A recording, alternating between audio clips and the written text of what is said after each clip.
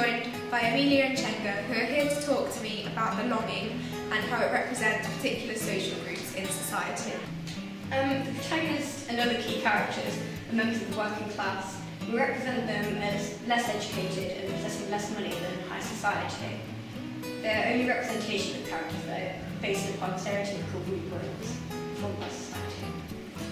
And how does the film present the people of the working class?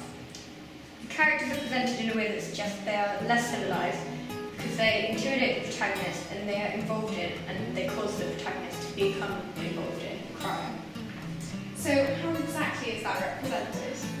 The story focuses on issues that are inside part of society, like theft.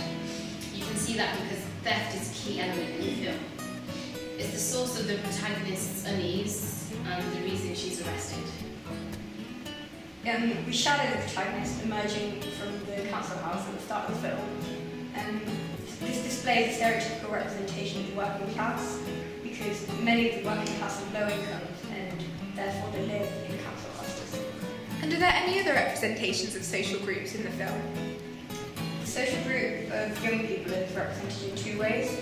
Laura represents the resulting pressure on society, and especially on young people, to conform and to be popular, to which we can apply the hegemonic theory that there's a feudal system in society and that everything works together to allow society to function.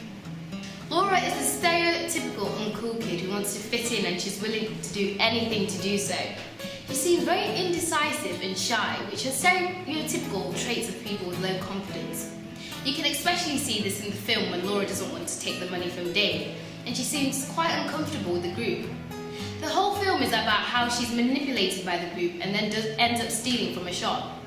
In the end, she does speak to the police though, and stands up for the group. So what types of people does the film focus on in society? And what's the other representation? The social group of young, cool, troubled working class people is represented in a stereotypical way in our media product, and we show the group as desirably popular but troubled, violent and lawless because we show the group are involved in criminal activity and the leader intimidates and encourages and manipulates Laura. Are there any key moments that show this representation? The part when Dave swears at his friend.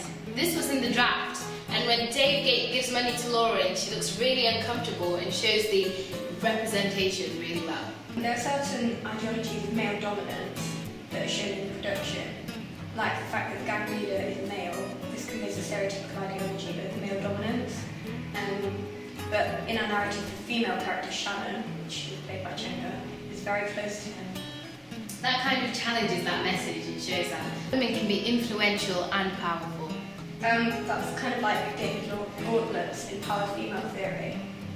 Race was represented in a similar way, I think. In the production, the ideology of race being important was shown by people of varied races, and this was kind of irrelevant to their character.